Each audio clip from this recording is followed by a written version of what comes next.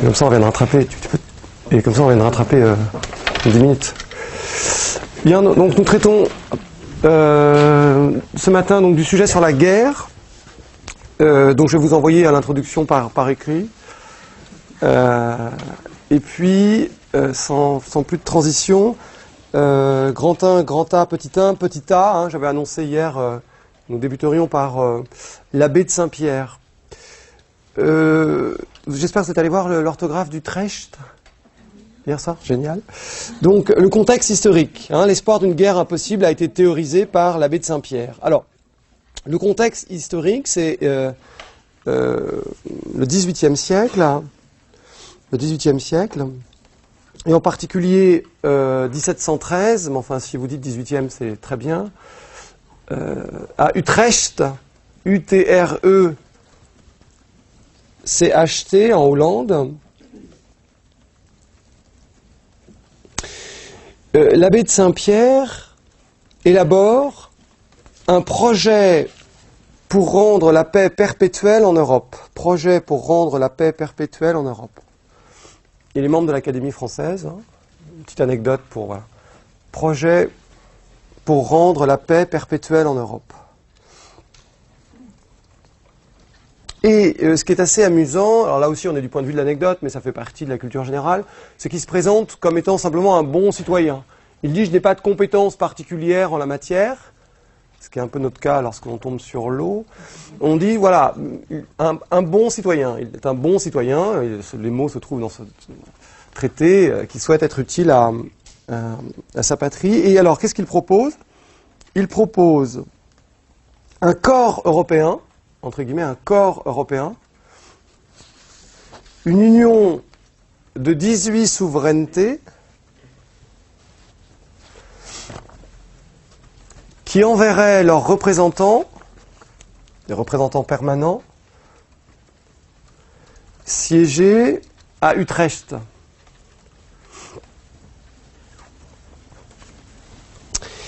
Et c'est une société des nations, le terme est employé, hein, société des nations. C'est une société des nations avant l'heure qui est proposée.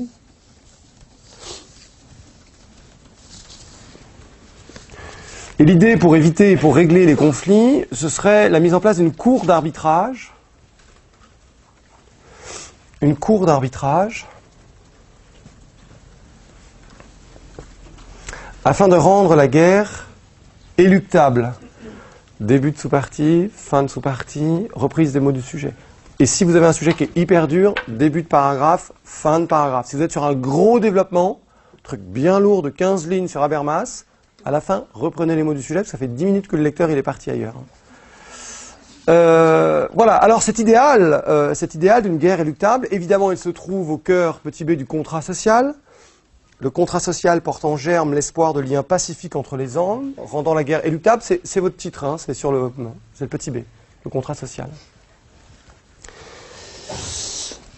Alors, nous l'avons déjà exposé. Ce que je vous invite vraiment à faire, c'est d'aller chercher une ou deux citations. En voici une de Locke. Locke. La volonté d'éviter cet état de guerre, la volonté d'éviter cet état de guerre est l'une des raisons principales,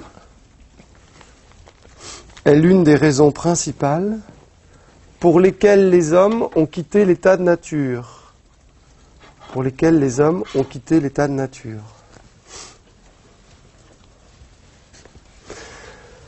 Bon, vous reprenez vos connaissances sur le contrat social, voilà une petite citation de Locke. Éventuellement, vous mobilisez Konrad Lorenz pour expliquer à votre correcteur quelle est la particulière violence chez l'homme comparée au monde animal. Et puis vous dites à votre correcteur, bien sûr que le contrat social porte en lui l'espoir d'une guerre éluctable. Mais il y a un mécanisme autre qui a été décrit pour rendre cette guerre éluctable. Et ce mécanisme, c'est la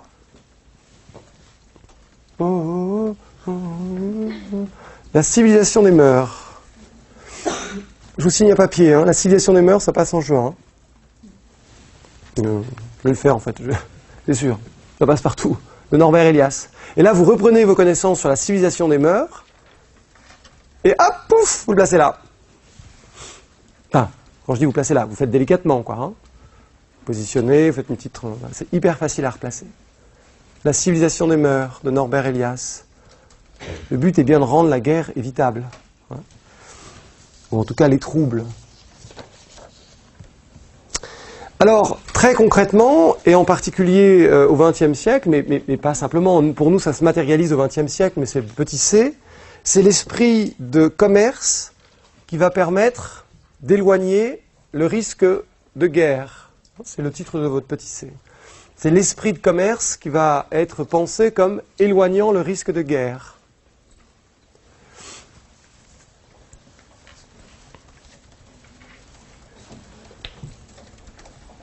Alors pourquoi le commerce peut-il éloigner la guerre? Eh bien parce que, bon, citons Montesquieu, c'est très court, le commerce est la profession des gens égaux. Le commerce est la profession des gens égaux. Donc c'est, ce qu'entend par là Montesquieu, c'est que c'est la fin du commandement militaire inégal et guerrier. Monsieur, c'est pas clair. Quand vous envisagez de commercer, vous n'allez pas tuer celui qui est en face, sinon vous commercez avec qui? Le commerce, c'est l'interconnaissance et l'interdépendance. Le commerce, c'est la découverte de l'autre. D'accord? Et en plus, vous avez fait ES, ce qui est une chance hallucinante, parce que vous allez dire à votre correcteur théorie des avantages absolus, théorie des avantages relatifs. Ricardo, vous allez démontrer à votre correcteur qu'on a intérêt à échanger, même lorsque l'on a un déséquilibre, un désavantage économique. On a toujours intérêt à échanger, toujours. Et vous allez rappeler à votre correcteur que le marché s'autorégule, Adam Smith, la main invisible, la régulation par les prix, l'offre et la demande. Vous allez replacer votre cours de ES. Tout le monde a fait ES? On dit que c'est un groupe que tout le monde avait fait ES. Ben voilà, théorie des avantages absolus, théorie des avantages relatifs. Vous regardez ça sur un manuel d'éco ou sur Internet, vous trouverez sans problème. Vous vous souvenez de ce qu'on fait ES? Le drap et le vin, le Portugal et l'Angleterre, vous vous souvenez? Votre correcteur, il est là, il est Mériadec, 4 heures du matin. Il est avec son stylo rouge. Enfin non d'ailleurs, parce qu'il n'a pas de stylo rouge, il n'a pas le droit de mettre d'annotation. Donc il est comme ça. Et puis tout d'un coup, il se revoit où, quand vous dites ça? Au lycée. Donc il se souvient, Constance, etc., etc., etc. Et donc vous avez 2 points de plus. Et on dit, pourquoi cette copie à 13, ça vaut pas 13? Voilà, un moment d'émotion. Ricardo. La traduction très concrète de cet idéal de paix par le commerce, c'est évidemment la construction européenne. Ne présentez pas uniquement le choix de la voie du commerce comme étant un choix par défaut. Dans les copies, on voit la communauté européenne de défense étant impossible. C'est effectivement le charbon et l'acier qui constituera le socle de la construction européenne. C'est vrai, mais pas seulement. S'ils choisissent le charbon et l'acier, c'est pour concurrencer l'Union soviétique, et c'est également parce que le commerce est propice, est facteur de paix. Ce n'est pas uniquement un choix par défaut. Aujourd'hui, vous avez des jeunes gens qui vous disent « l'Europe, c'est dégueulasse, hein. C'est trop économique, c'est pas assez social. » Mais les bras vous en tombent. Vous, qui êtes des intellos névrosés, vous dites quoi? Ben, évidemment, puisque Montesquieu, t'as pas lu Montesquieu? C'est une évidence que l'Union européenne est fondée sur le commerce. Puisqu'on vient de le dire, c'est le commerce qui est facteur de paix. Donc dites, CK, à défaut de la CED, CED, c'est vrai, mais c'est aussi un choix qui est un choix raisonné. Ce n'est pas un hasard qu'on choisisse le charbon et l'acier. Le grand discours qui nous dit cela, le grand discours, le très grand discours, c'est le discours de l'horloge. Le discours de l'horloge. De Robert Schuman. S-C-H-U-M-A-N. Le 9 mai 50. Robert Schuman. Ministre des Affaires étrangères.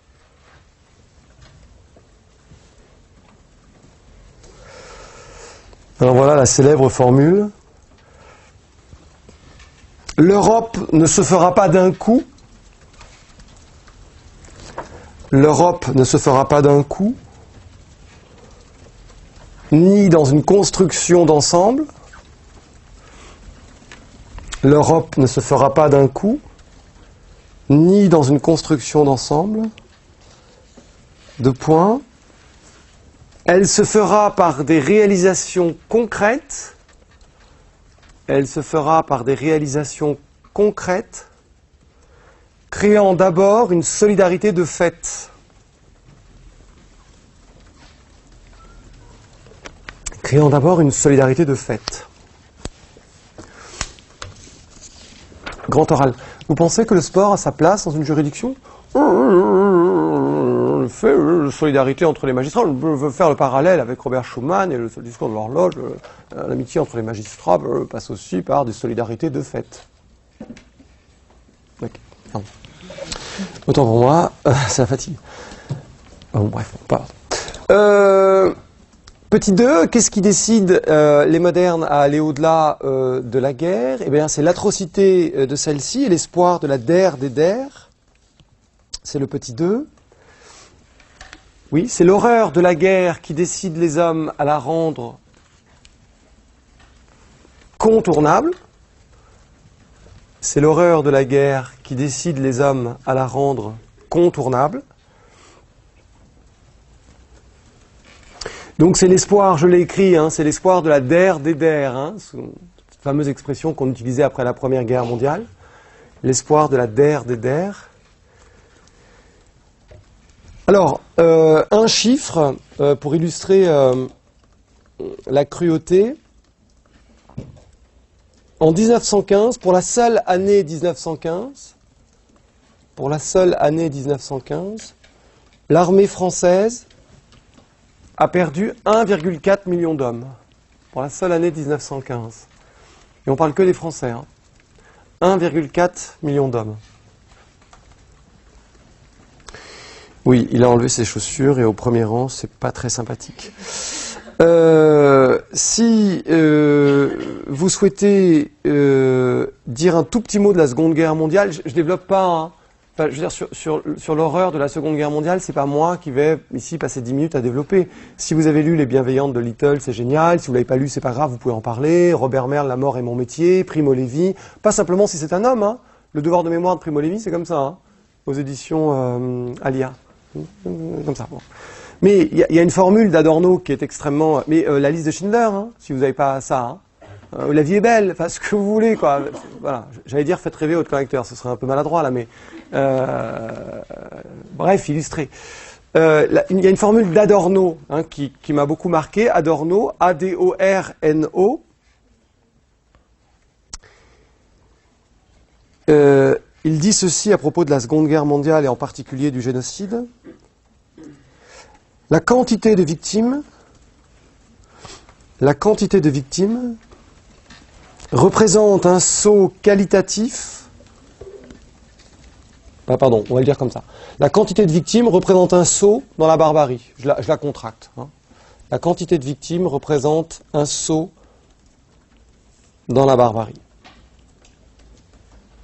Alors si vous recherchez des illustrations picturales sur les horreurs de la guerre, évidemment que vous pouvez penser aux 90 gravures de Goya intitulées Désastres de la guerre.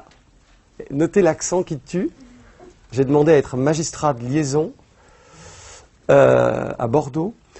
Désastres de la guerre, 90 gravures. C'est assez intéressant d'ailleurs parce que Goya décrit les horreurs quel que soit le camp. C'est sur la campagne de Russie. La campagne de Russie.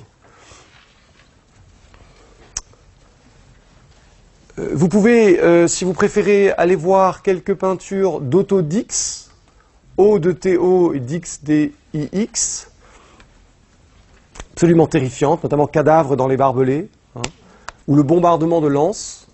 Bon, là, on n'est plus à la campagne de Russie, on est au XXe évidemment. Vous pouvez aller voir du côté de Vallotton. Vallotton, il y a une exposition sur Vallotton.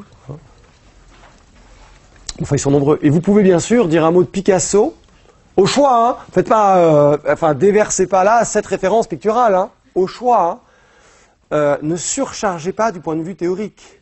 N'insultez pas l'intelligence du correcteur. En culture G, il faut toujours paraître apporter quelque chose au correcteur tout en se plaçant sous sa houlette. Hein. Parfois, je vois des copies, enfin c'est rare, mais parfois je vois des copies à 5 références théoriques hyper intello. Ils vont pas bien vous noter. Hein. Ah bah oui, ils vont être vexés. D'accord ? Donc il faut, voilà, hein, faites pas un listing en disant mais oui, la guerre est illustrée là, la guerre est illustrée là, et d'ailleurs à l'expo truc elle a été illustrée là, et d'ailleurs là aussi elle a été illustrée. Votre correcteur il a rien vu, hein, il n'a pas le temps. Hein. Bon. Ou alors bien sûr Picasso, Guernica, où l'artiste dénonce le bombardement de la ville. L'artiste dénonce le bombardement de la ville le 26 avril 1937 par les nationalistes espagnols. Dénonce le bombardement de la ville par les nationalistes espagnols en 1937, avec cette fameuse anecdote. Alors, cette scène se déroule pendant la Seconde Guerre mondiale, et l'ambassadeur nazi souhaite rencontrer Picasso. L'ambassadeur nazi, c'est Otto, O-2-T-O, Abetz, A-B-E-T-Z. Otto Abetz. Et il y a au mur une photographie du tableau. Ce n'est pas le tableau lui-même, hein. Il y a une photographie de ce tableau. Et donc Otto Abetz se promène au milieu de l'atelier et voit cette photo et dit à Picasso « C'est vous qui avez fait cela ?» Et Picasso aurait répondu « Non, c'est vous. Non, c'est vous. »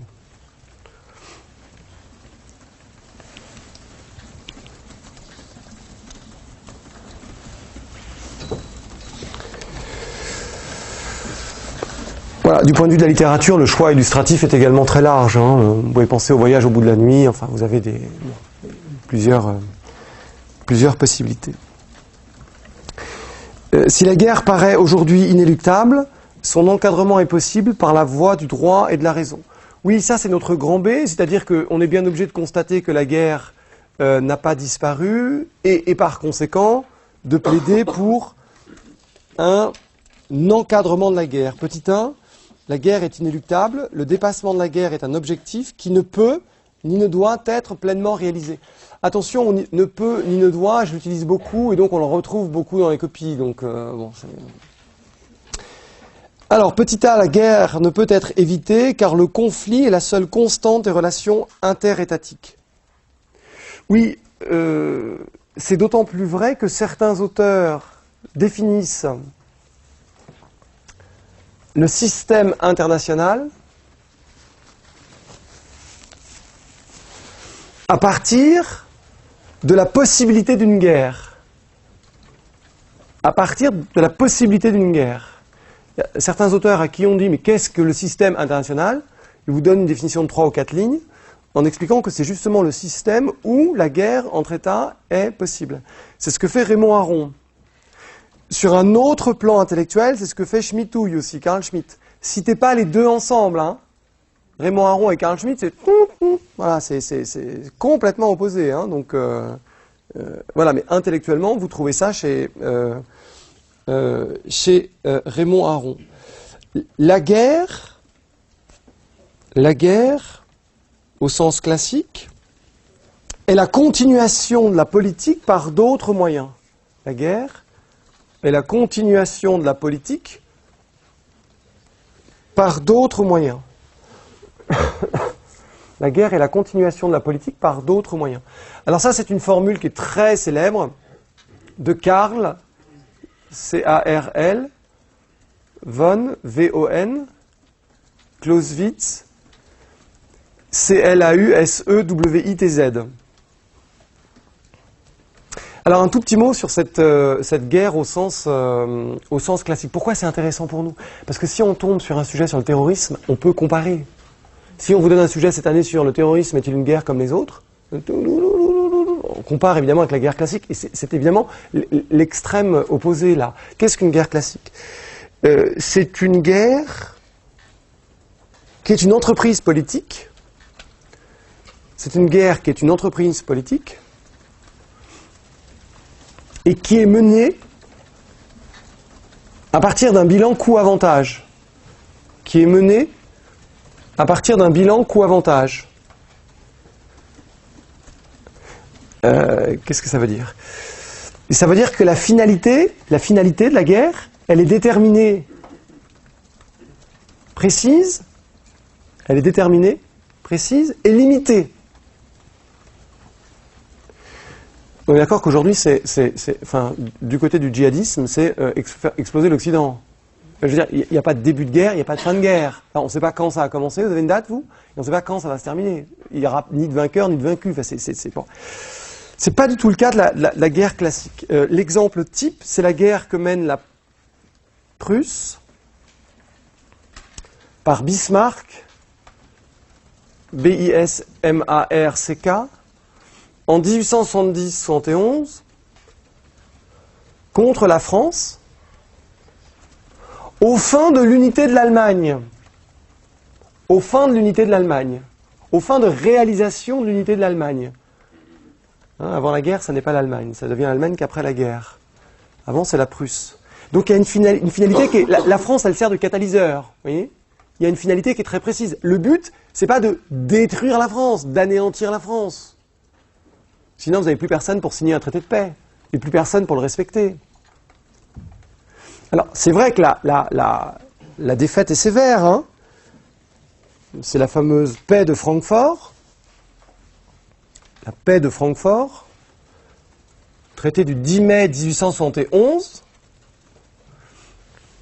10 mai 1871.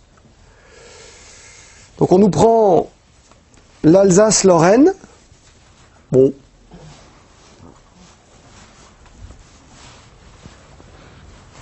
J'évite les... je peux pas. Et la France doit payer 5 milliards de francs or. 5 milliards de francs or. Et puis vous savez, comme les Allemands sont bien, ils resteront jusqu'en 1918. Ils devaient certainement trouver qu'ils faisaient un peu meilleur de ce côté-là de la frontière. Bon. Donc il n'y a pas d'anéantissement. Et évidemment, il y a toujours un début de guerre. C'est ce qu'on appelle la déclaration de guerre.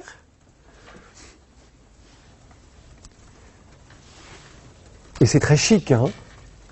C'est un peu ce qu'on appelle la guerre en dentelle, hein. Enfin, j'exagère, mais c'est un peu, messieurs les Anglais, tirez les premiers, quoi. Hein, la guerre en dentelle, parce que justement les officiers, la soie, etc. Enfin, c'est très chic, quoi. Hein, c'est pas du tout, je te fais péter une bombe. Voilà.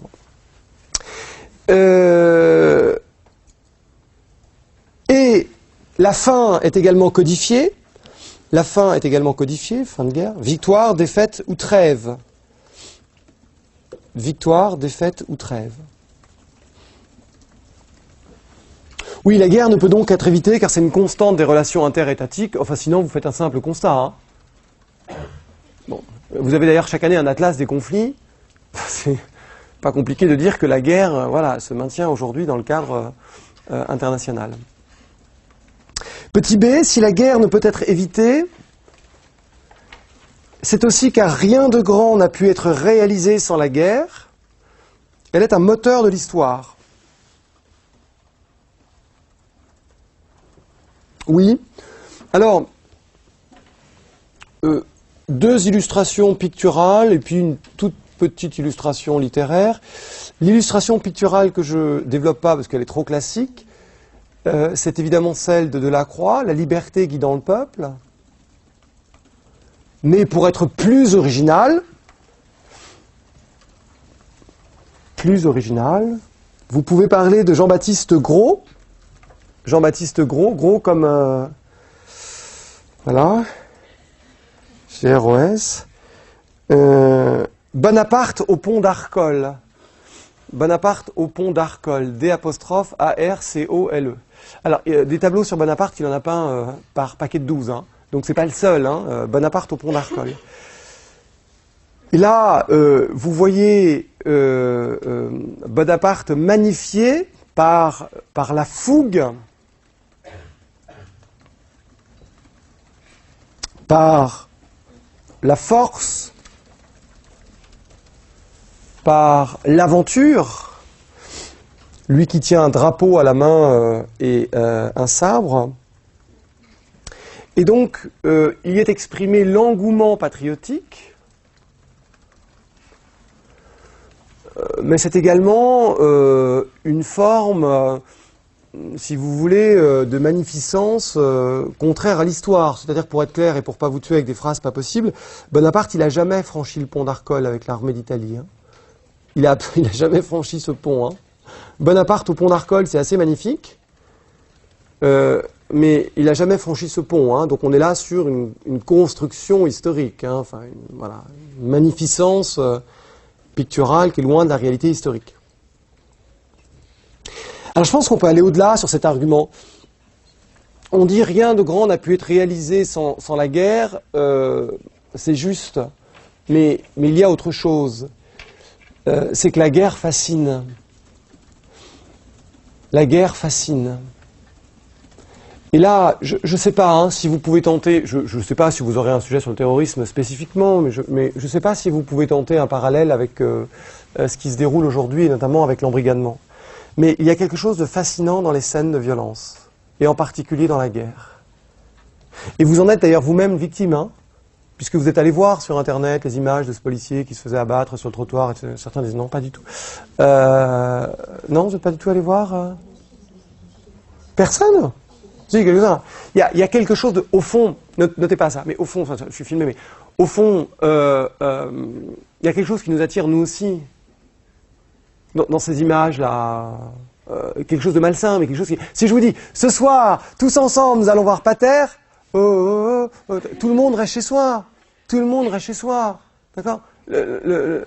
Woody Allen, à la limite, c'est un peu snob et c'est rigolo, mais Alain Cavalier, personne. Bergman, mais c'est pas une critique à votre égard, je suis pareil que vous. Hein. Si je vous dis ce soir, nous allons tous faire une rétrospective Bergman. Hein, ou alors Romer.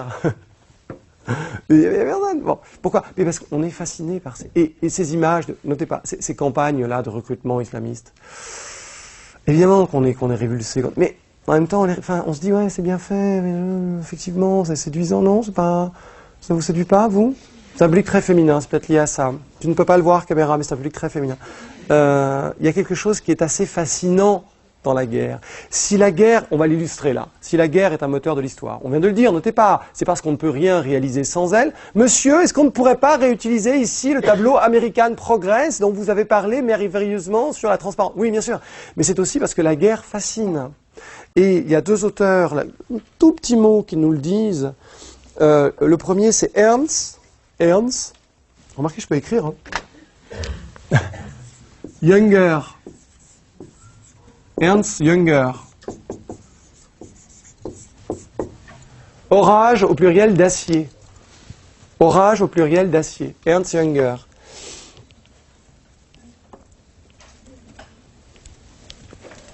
Voilà, c'est très court. Alors c'est au pluriel. Élevé au pluriel, élevé. Dans une ère de sécurité, élevé dans une ère de sécurité, nous avions tous la nostalgie de l'inhabituel, nous avions tous la nostalgie de l'inhabituel, virgule, des grands périls. Des grands périls. Mais monsieur, puisque j'ai lu Voyage au bout de la nuit, je ne peux pas parler des deux premières pages, là, avec l'enthousiasme, avec les militaires qui défilent? Bien sûr, ce serait génial. Au fond, ce que j'essaie de vous dire là, c'est que nul n'est à l'abri de cet enthousiasme prodigieux. Nul n'est à l'abri de cet enthousiasme prodigieux.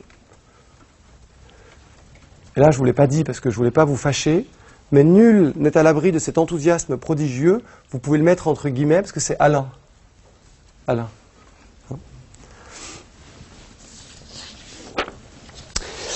Petit c, la guerre est enfin inéluctable car elle mobilise un peuple et permet de faire nation. Alors là, on a une référence qui est toute prête dans ce petit C, qu'on a déjà utilisé pour parler de la fraternité d'armes. C'est Aragon, absolument. Et là, vous reprenez vos connaissances. En effet, c'est en temps de crise que le peuple est unifié, et c'est bien le cadre de la guerre. Alors vous élargissez avec l'actualité, hein. Vous montrez que voilà, enfin, le grand moment de l'unité nationale, c'était janvier, là. Hein. Il n'y a pas de doute là-dessus. Hein, c'est bien sûr la tragédie. Et on voit bien, c'est ce que disait Marcel Gauchet à propos de la guerre. Il dit les tranchées, elles sont vécues par tout un pays. Vous voyez bien comment un attentat localisé est vécu par tout un pays. Bon. Et je ne veux pas tomber dans des évidences terribles, mais je pense que les Français d'outre-mer sont autant affectés, les Français exilés aux États-Unis sont autant affectés, et vous-même, vous seriez en stage extérieur en Australie que vous seriez affectés. C'est quelque chose qui unit un pays au-delà même des séparations géographiques, et au-delà des séparations sociales, ethniques, etc., etc. Et oui, donc vous pouvez bien sûr replacer Aragon, poème que vous avez appris par cœur. Ou alors, vous pourriez dire un tout petit mot de Hegel, ces 4 mots, à propos de la guerre. Il nous dit que c'est la santé morale des peuples. La santé morale des peuples. Oui, la guerre est ce qui fait unité, enfin on vient de le dire. Hein. Ou toujours la même idée, Charles de Gaulle, c'est très beau et très court. Les armées ont cette vertu. Les armées ont cette vertu d'ennoblir, c'est au tableau, jusqu'au moins pur. Les armées ont cette vertu d'ennoblir jusqu'au moins pur. Alors j'ai ajouté un petit dé, mais rassurez-vous, je n'ai pas besoin de le détailler.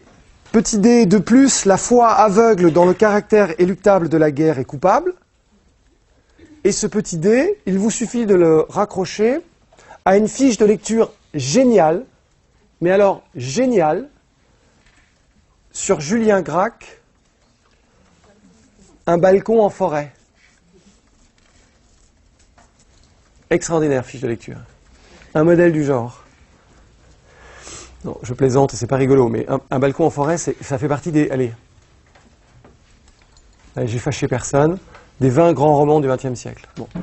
Il s'y passe rien d'ailleurs, hein. Absolument rien. Rien, comme d'ailleurs dans tous les très grands... Enfin non, bon. Vous reliez donc là, ici, un balcon en forêt, et vous le placez là. Alors évidemment, ça suppose... parce que je sais que vous avez beaucoup de fiches, de trucs, de machins, vous l'imprimez, vous le mettez là. Et vous expliquez à votre correcteur comment... l'espérance un peu aveuglante de la guerre éluctable est coupable. Parce que l'aspirant Grange, plutôt que de se préparer à la guerre, il se sent comme un balcon en forêt, comme au-delà des événements, et il pense que la Belgique va faire tampon, il se dit que les Ardennes ne sont pas très propices à une attaque de chars, mais il n'y croit pas. Ce que fait Julien Gracq, c'est qu'il décrit, c'est un récit, c'est pas un roman. Hein. Ce que fait Julien Gracq, c'est qu'il parle de cette fameuse drôle de guerre. Drôle de guerre. Octobre 39, mai 40. Ah, ben ils viendront pas. Ils viendront pas. Ouais. Et vous avez lu cette fiche de lecture, vous savez bien qu'ils viennent, qu'il est trop tard, que leur blocos est littéralement soufflé, qu'il est blessé, qu'il marche dans la montagne jusqu'à cette maison, cette fameuse maison de Mona qu'il avait rencontrée en marchant dans la forêt.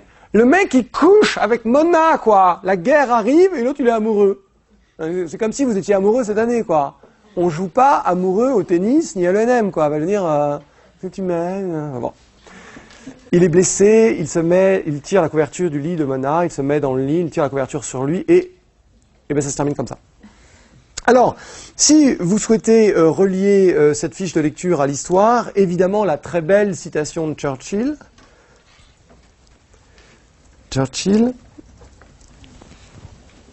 Vous avez eu à choisir entre la guerre et le déshonneur. J'essaye de mettre le ton, mais j'ai pas une voix assez rauque pour... Vous avez eu à choisir entre la guerre et le déshonneur.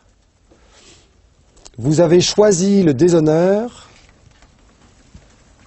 Vous aurez la guerre.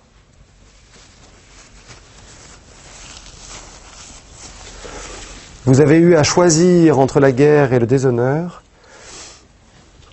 Vous avez choisi le déshonneur, vous aurez la guerre. Vous vous souvenez des accords de Munich, hein, ces fameux accords de Munich 30 septembre 38.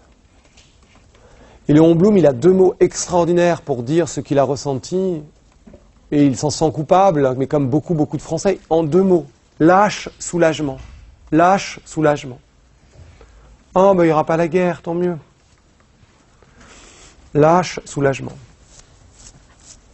Alors, si vous avez lu, je dis que je dis rien, et puis voilà, si vous avez lu 14 de Echnoz, alors là, c'est parfait ici. C'est parfait, 14 de Echnoz. Alors, en thème, même chose. Mais non, il n'y aura pas la guerre. La guerre, elle est éluctable, il n'y aura pas la guerre. En thème, fais du vélo, en Vendée. Fais du vélo. Est-ce qu'il y a des Vendéens ici? Pas de Vendéens? Remarquez, oui, à Bordeaux. Non, mais c'est desservi, quoi. Personne ne vend. Personne ne vend. Si, vous ne vendez? Personne ne mange de la mojette dans ce... Bon. Mojette, il faut la faire cuire un moment, parce que sinon... Bon, bref. Vous n'allez pas visiter la maison de Clémenceau, Saint-Vincent-sur-Jard? Bon. En thème, fais du vélo.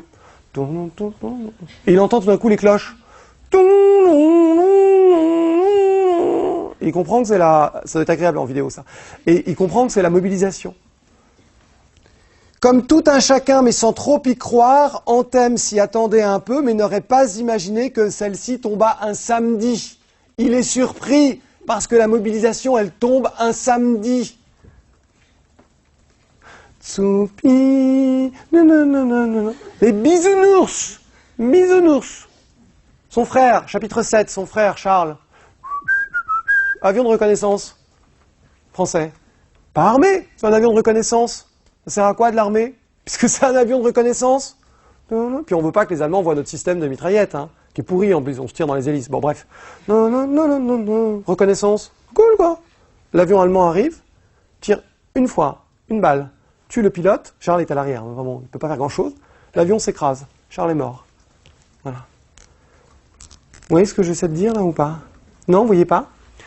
La foi aveugle dans le caractère éluctable de la guerre est coupable. La foi aveugle dans le caractère éluctable de la guerre est coupable. La foi aveugle dans « Oh, bah la guerre n'aura pas lieu » est coupable. D'ailleurs, Camus le dit, hein. Il dit « Nous ne sommes pas... » Il est horreur de la guerre, Camus. Mais il dit, nous ne sommes pas des pacifistes. Nous tenons au contraire le pacifisme pour abstrait et inefficace et pour coupable, parce qu'il veut l'éviter à tout prix. D'accord? Rien de plus dangereux que, oh, bah, elle n'aura pas lieu. Un peu comme à l'ENM, quoi, au Grand O. Ah, bah, je verrai bien les questions qu'ils me posent. Non. Quelle stratégie je développe de réponse?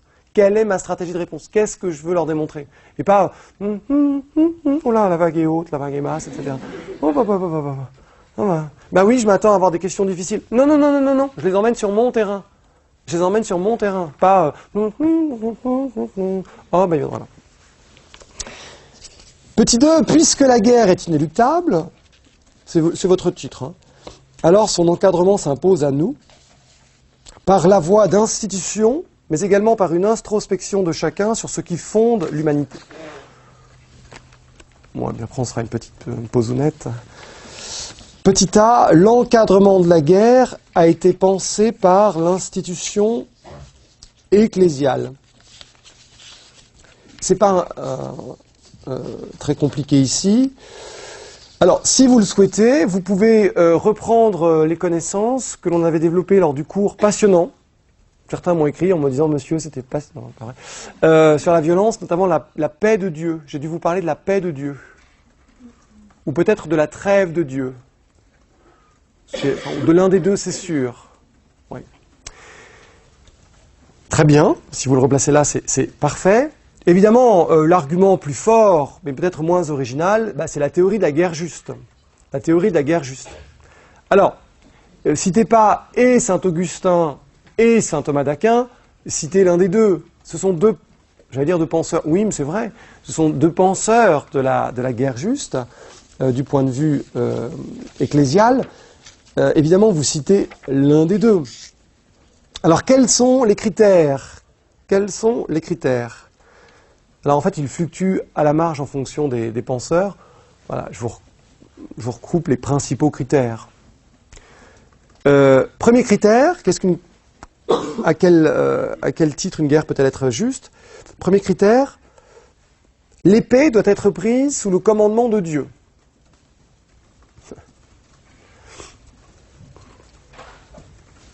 L'épée doit être prise sous le commandement de Dieu. Deuxième critère, on se croirait en droit, c'est hallucinant. Le dommage doit être durable, grave et certain. Le dommage doit être durable, grave et certain. J'ai l'impression de faire les contrats, là. Les contrats. C'était pas facile. Troisième critère, les autres moyens ne sont pas efficaces. Je schématise, hein. C'est évidemment... soit ils ne sont pas usables, soit ils sont inefficaces, soit... Enfin bref, en gros, il n'y a pas d'autres moyens. 4. Les conditions du succès sont réunies. C'est ce qu'on appelle le critère pas folle la guêpe. On ne va pas se lancer à l'attaque si on est sûr de se prendre une branlée, quoi. Je ne sais pas, moi je serais l'équipe de France de rugby, je ne me présenterais pas sur le terrain face aux Anglais, là. Je dirais, ouais, on est blessé. Ça va être portes ouvertes. Les conditions du succès sont réunies. Dernier critère, les désordres causés par l'emploi des armes, ne doivent pas être plus lourds que le mal à éliminer.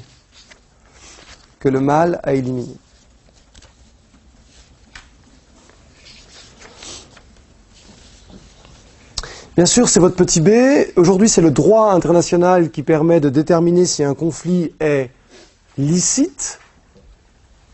Alors là, vous pouvez dire un petit mot du pacte de la Société des Nations. Mais d'ailleurs, j'en ai dit un petit mot sur un autre cours. Hein. Le fameux pacte de la Société des Nations, 1919. Et surtout, la Charte des Nations Unies. La Charte des Nations Unies, c'est pas compliqué à retenir, elle est signée dans la seule ville américaine qui ne ressemble pas aux États-Unis, qui est San Francisco. Le 26 juin 1945. Certains ont peut-être visité San Francisco? Non, personne? Oui. C'est violent, hein, le décalage horaire. Non, remarquez, vous êtes jeune, vous êtes... On a un peu envie d'y vivre, non? Ouais, c'est complètement fou. 26 juin 1945, à San Francisco. Interdiction du recours à la force, article 2.4. Interdiction du recours à la force.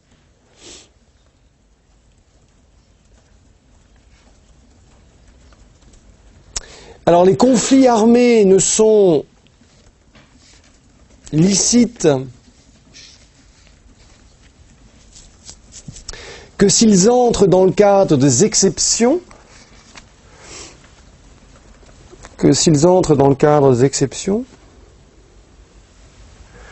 et s'inspirent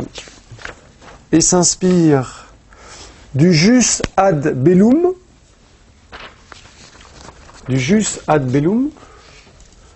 c'est-à-dire que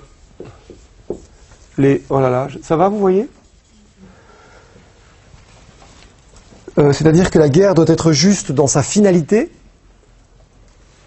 La guerre doit être juste dans sa finalité. Et du jus in bello,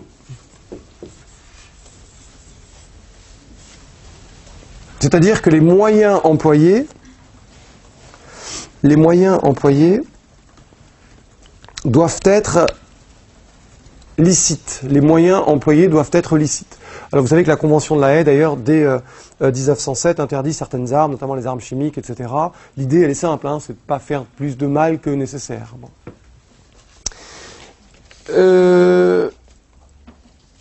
Donc un encadrement de la guerre, puisqu'elle n'est pas éluctable, par les institutions. Mais cela n'est pas suffisant il est envisageable, petit c, que l'homme s'interroge en conscience sur la condition humaine. Et là, les amis, avant la pause, un petit moment de bonheur. Albert Camus. Albert Camus. Et je pense que... Non, je pense que c'est pas vrai, mais c'est le penseur de la limite, dans l'emploi de la violence, c'est Albert Camus. D'accord ? Le penseur des limites dans l'emploi de la violence, c'est Albert Camus. Si vous tombez sur un sujet sur le terrorisme, il faut absolument... Enfin non, il ne faut pas absolument, mais c'est bien que vous puissiez parler d'une pièce de théâtre qui s'appelle Les Justes. Les Justes. Ah, je sais pas que vous l'avez travaillé. Non, je vais vous regarder votre collègue en disant « Oh non, il balance la référence à tout le monde. Oh, c'est votre fiche de lecture, non ? Ah non. Donc là, c'est carrément méga la classe. Bon. Mais si vous parlez de la guerre, évidemment, vous pouvez parler le premier homme, du premier homme. Alors, j'en extrais un passage. C'est l'histoire de Camus, mais ne le dites pas comme ça. Hein. On a bien compris que Jacques Cormery, c'était Camus, mais bon, c'est Jacques Cormery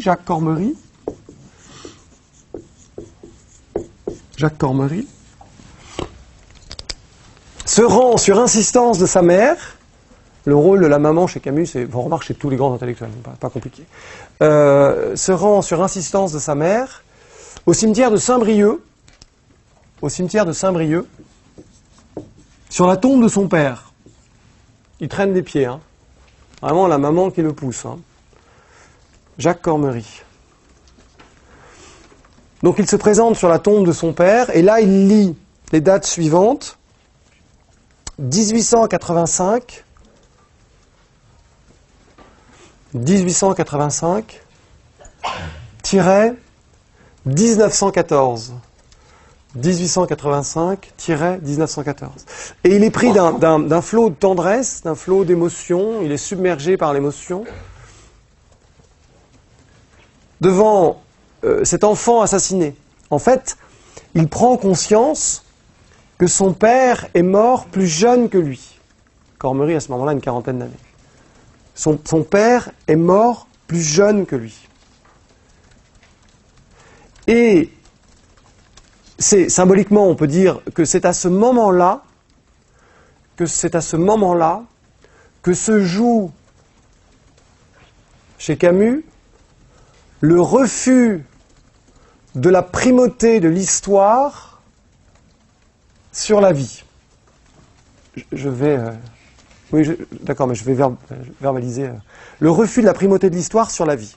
Alors, vous vous souvenez de cette anecdote, le journaliste qui dit « Une bombe, un tramway, ta mère dans le tramway, tu choisis qui ? Ma mère. » Scandale à l'époque. Aujourd'hui, personne dans cette salle, et encore, c'est plutôt vous qui êtes mu par le service public, ça vous parle le service public. Personne dans cette salle choisit la cause juste. Ça paraît évident. Remarquez, moi, maman, bon, elle est très, très âgée, très fatiguée. Donc, mais personne ne choisit la cause juste. Tout le monde dit, bah, je sauve ma mère. Voilà. Mais à l'époque, c'est l'époque de l'histoire. C'est-à-dire, voilà, on est encore sous le sceau de l'histoire. D'ailleurs, Sartre s'en prendra extrêmement violemment. Ah, d'ailleurs, on pourrait faire une heure sur la résistance, mais bon, peut-être pas.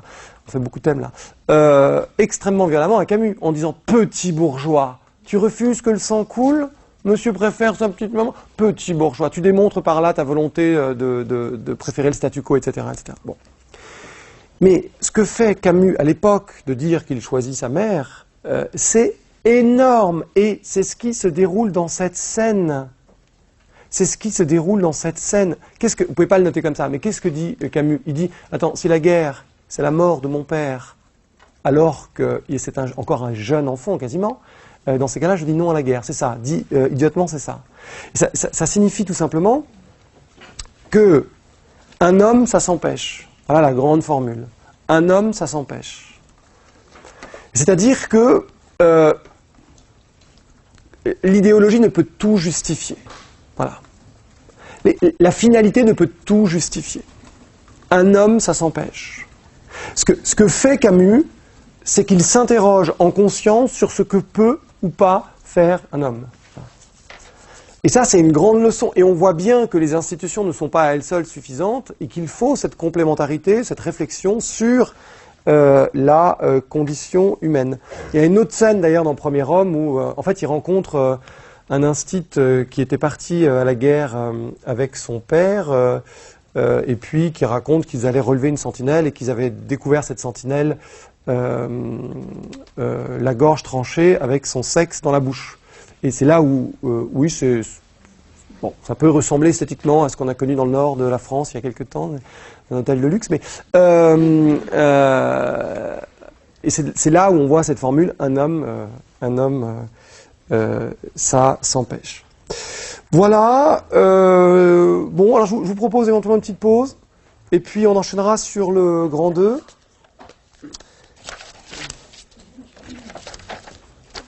Sur ce thème sur la guerre.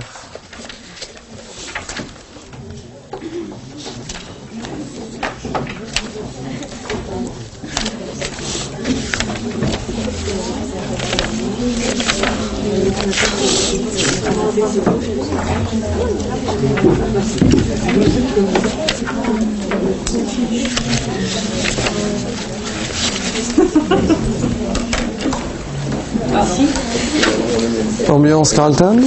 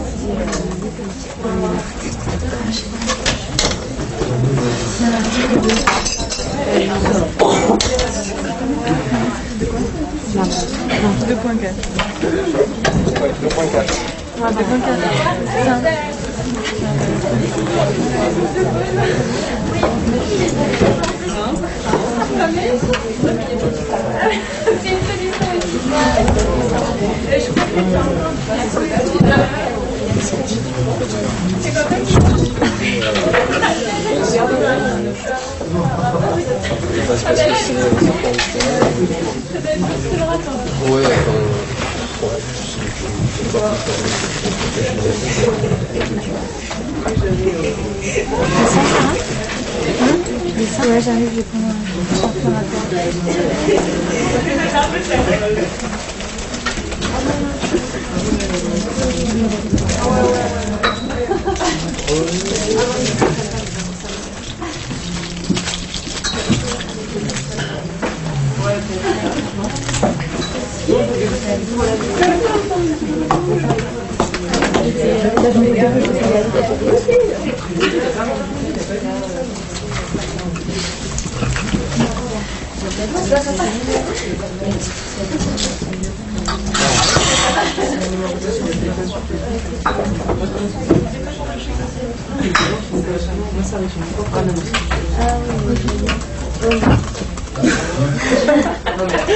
Non mais les gens normaux.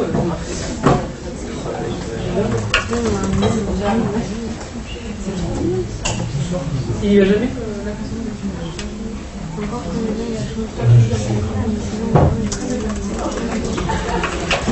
ah ouais, bah, c'est ça. Et quand tu mets la pâte ah ouais, voilà, pour s'en mettre ça. C'est vrai? Je mets ah Moi j'en avais beaucoup. c'est stické. Dis donc.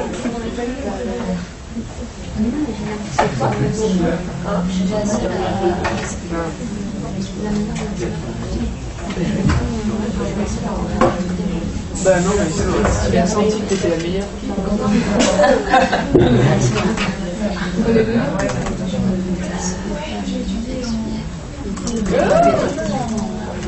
T'inquiète, je vais la guerre aussi, je pense que c'est le thème que merci. J'ai un moment avec pareil, c'est parce que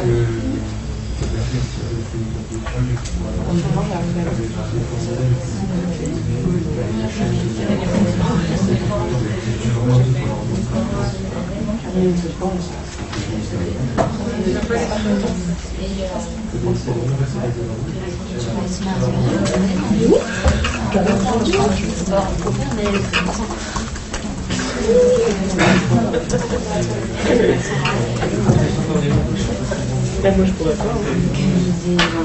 La Swiss X.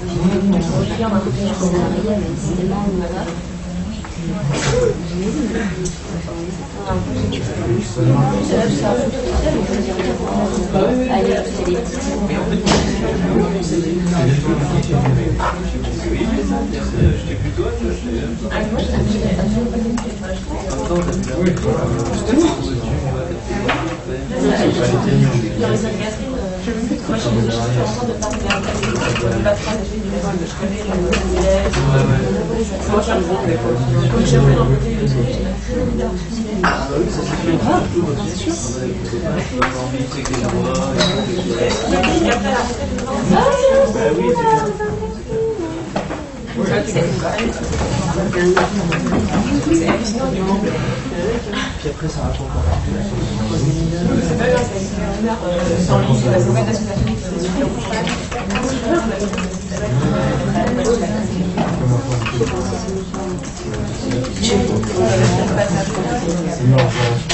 Si t'en as un, c'est bien.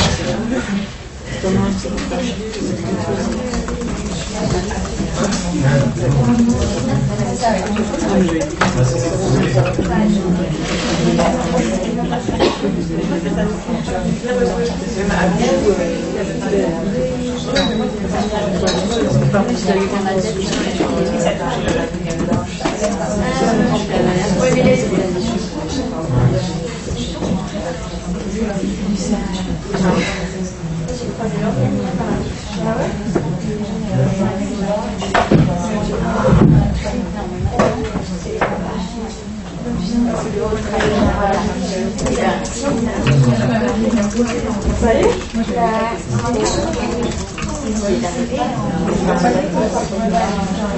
Tu vois le plan?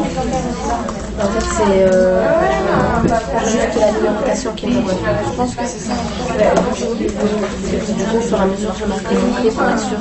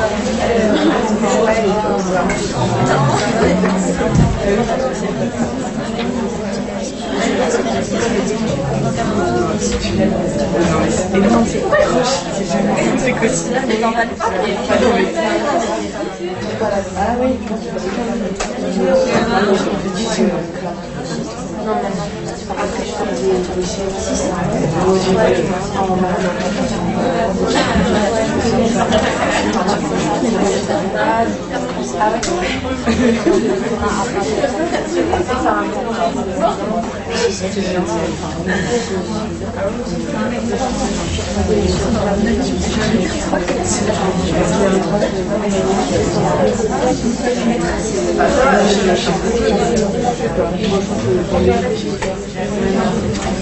si c'est ça qui est pour mettre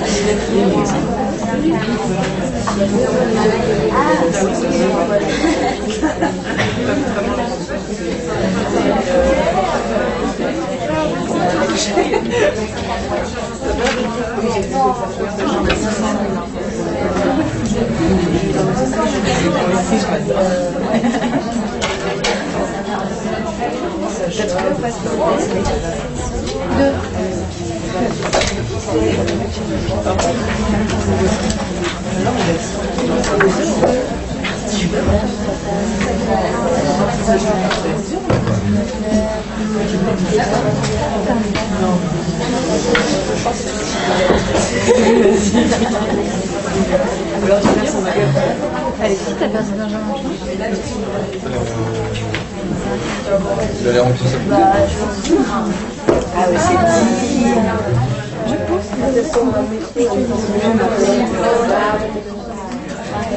on va faire la même.